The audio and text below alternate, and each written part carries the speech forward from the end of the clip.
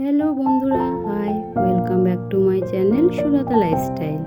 এখন আমরা যাচ্ছি মায়াপুর ধাম, আর এই আমরা লঞ্চে। আর এই সেই অবাক করা নদী। ভগবদ গীতায় লেখা আছে যে এই নদীর জল কখনোই একসাথে হয় না। গঙ্গা নদী আর যমুনা নদী। দেখতেই পাচ্ছ, আমি তো অবাক, খুব ভালো লাগছে দেখে।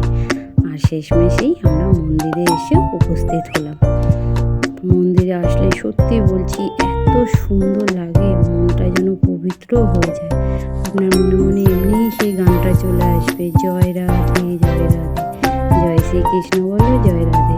সত্যি আমার মনে মনে এই গানটাই আসছিল। আর এখন আমরা এই ভেতরে যাব, সামনেটা এত ভিড়, ভেতরে যাব কি। আর যারা তিলক কাটে তারা তো পেছন পেছন ঘুরছে তিলক কাটার জন্য। আমরাও কেটেছি জানেন, কিন্তু পরে, এখন সাথে সাথে কাটিনি। তারপরে ভেতরে ঢুকলাম, আর এই সেই মন্দির, যেই মন্দিরের নাম সব সময় সবার মুখে মুখে। আর এই সেই খড়ের চালের মন্দির, অনেক পুরনো মন্দির এটা। আর একটা আছে সেই মন্দির আমরা খুঁজছি, সেই আসল মন্দির কোথায়। কিন্তু শুনেছি ওই মন্দিরে নাকি সন্ধ্যেবেলায় প্রবেশ করা যায়।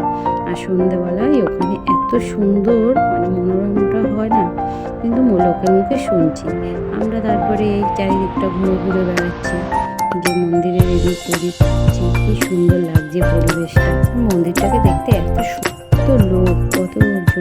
আমরা কিন্তু একা যাইনি, আমরা অনেকেই গেছি, প্রায় 10-12 জন।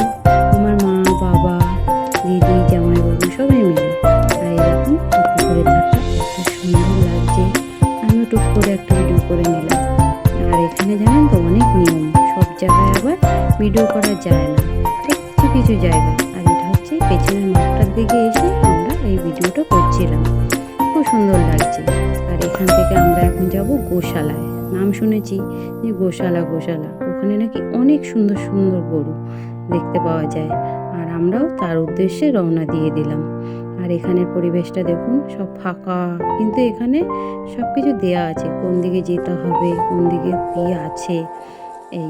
আর আমার মেয়ে আর আমার দাদার ছেলে আগে আগে হাঁটছে। আর এই সেই গৌশালা। আমার মেয়ে তো দেখে খুব খুশি, গরুগুলোর সাথে হাত বোলাচ্ছে মাথায়। আর এই সেই বাবা, সিংগুলো দেখলে যে কি ভয় লাগে না, কিন্তু খুব শান্ত। আর জানেন তো এখানে একটা কি খাবার জাতীয় পাওয়া যায়, ওগুলো নাকি গরুগুলোকে খাওয়াতে হয়, তাহলে অনেক পুণ্য করা যায়।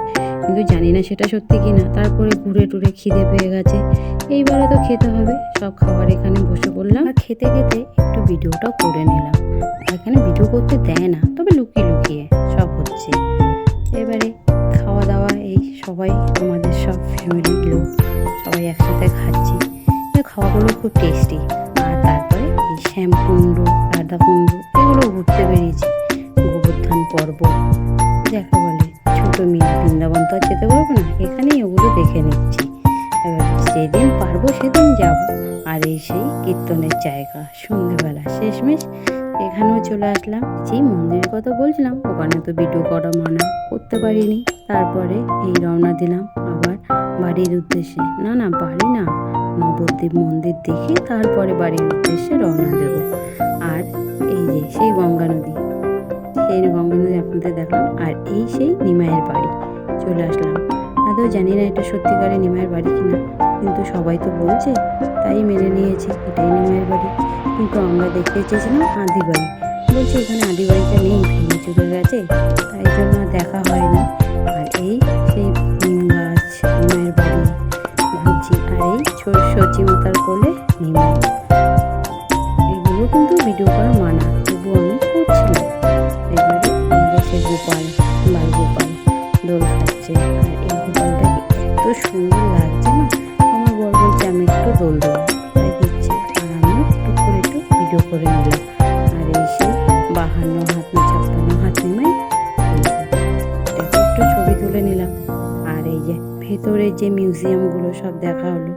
অনেক অনেক ধন্যবাদ, পুরোটা দেখাতে পারলাম না আপনাদেরকে।